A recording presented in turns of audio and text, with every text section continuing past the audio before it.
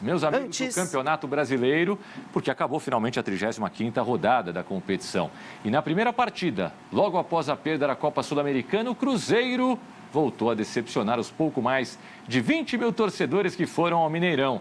O Grêmio saiu na frente, mas levou o empate e o resultado final foi ruim para as duas equipes.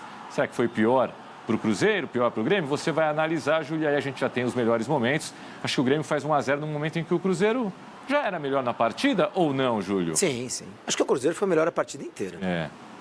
Eu vou dizer, hein, Tomás? Acho que foi talvez o jogo melhorzinho que o Cruzeiro fez desde a chegada do Diniz, hein? Eu acho. Achei as vaias injustas. E o gol foi do Bright White. Esse é um golaço. Do João Pedro. Esse gol é espetacular. Eu diria que antológico, Júlio. Antológico? Antológico. Repare no passe, na categoria. É o Barreal, né, que dá o passe? Não, é o Veron. Mas é o olha Veron. Só. Olha. E ele põe certinho no ponto futuro, já diria o saudoso Cláudio Coutinho, mas com muita categoria. E o sem pulo do Matheus. E quando a bola vai, fala, só falta agora o cara, eu nem sabia que era o Matheus Pereira, né? Não tinha reparado ainda, só falta ele acertar também o chute. E o rapaz acertou. Aliás, não fazia gol há mais de 4 meses, o Matheus Pereira. Pois é, que a gente comentou algumas vezes aqui que foi o melhor jogador do primeiro turno do Brasileiro e completamente desapareceu no segundo. Chegou a ser convocado, não é tão jovem, né? Tem 28 anos. Chegou a ser convocado pelo Dorival, num desses tantos cortes aí que a seleção teve, mas não estava jogando bem.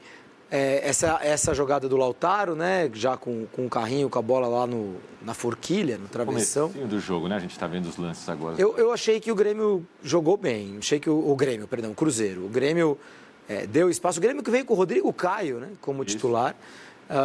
Fazia tanto tempo que a gente não viu o Rodrigo Caio sendo titular. O Grêmio consegue, num contra-ataque, fazer o gol. 8º do Bright White no campeonato. Bright White, que é um jogador que não tinha espaço no futebol europeu, mas aqui está fazendo um bom campeonato. O Grêmio não joga bem nunca, Tomás. O Grêmio, nesse segundo turno, porque no primeiro turno você estava jogando fora de casa o tempo inteiro, por causa da tragédia climática que assolou o Rio Grande do Sul. O Grêmio ficou sem estádio, viajando o tempo inteiro. Foi um campeonato, né? Foi uma temporada muito atribulada para o Grêmio. Aí você pode falar para o Inter também, o Inter está bem. Tudo bem, o Inter conseguiu se recuperar, se encontrar antes. Agora, o Grêmio nesse segundo turno, Tomás, parece o Corinthians do primeiro.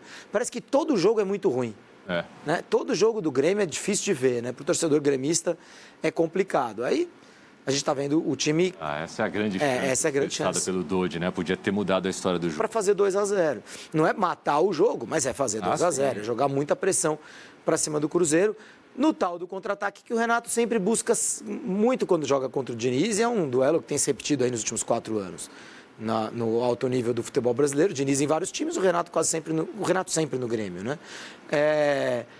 Ato seguido daquele gol perdido pelo Dodge, tem o empate do Matheus Pereira. Eu não canso de ver esse gol, Júlio. Sinceramente, que gol espetacular. Que gol bonito, cara.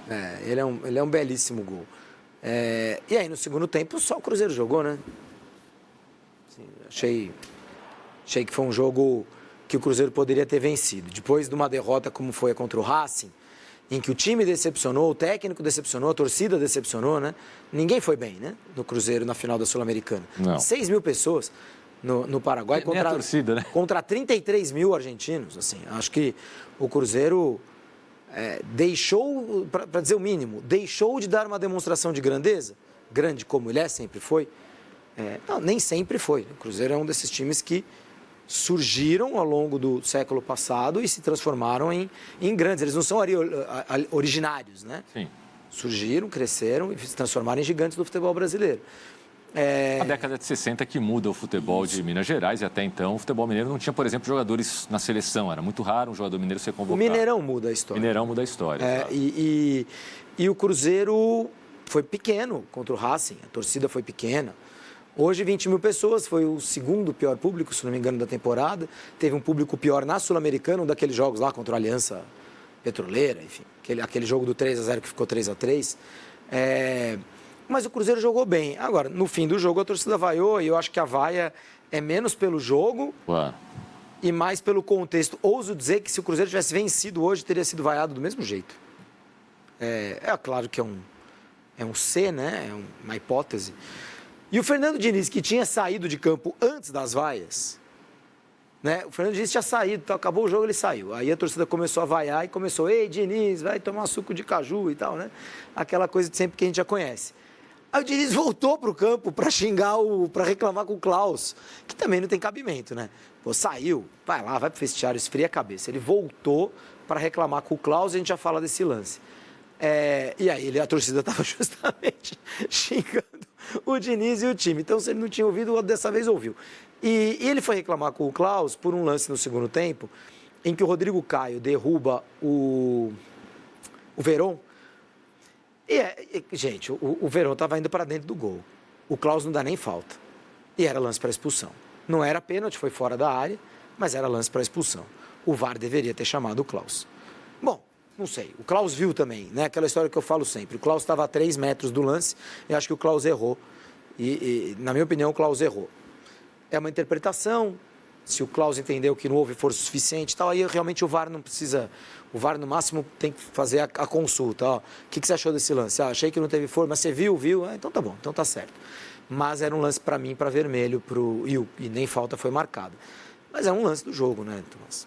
Na abertura eu comentei aqui um jogo, aliás, até apareceu na tela, né? Um lance, um resultado ruim para as duas equipes. Não, apareceu na tela não, estava no meu TP e eu li isso. Pior para quem, Júlio? Pior para o Cruzeiro. Pior para o Cruzeiro porque o Cruzeiro está numa disputa por Libertadores em que 3 pontos precisam ser ganhos. O Grêmio está numa disputa para não cair, em que de ponto em ponto você escapa. Se você está fora da zona do rebaixamento com uma certa gordura, pontinho em pontinho, aquela história de grão em grão, a galinha enche o papo. O Grêmio chega a 41 pontos, daqui a pouco a gente vai ver a classificação, ele está só 3 acima da zona de rebaixamento, né? Que o Criciúma tem 38, 4 do Bragantino, mas Bragantino e Criciúma se enfrentam. Atlético e Fluminense se enfrentam, Atlético Paranaense e Fluminense. O Grêmio tem 2 jogos em casa, contra São Paulo e contra Corinthians, um jogo fora difícil contra o Vitória. Se o Grêmio ganhar mais um jogo nesse campeonato, ele está salvo.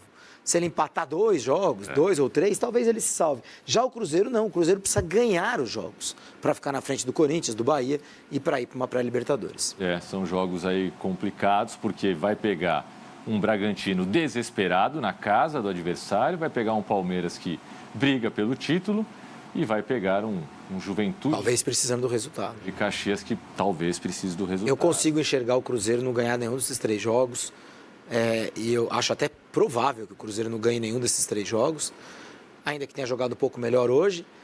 E, sinceramente, Tomás, eu não consigo enxergar o Diniz técnico do Cruzeiro no ano que vem.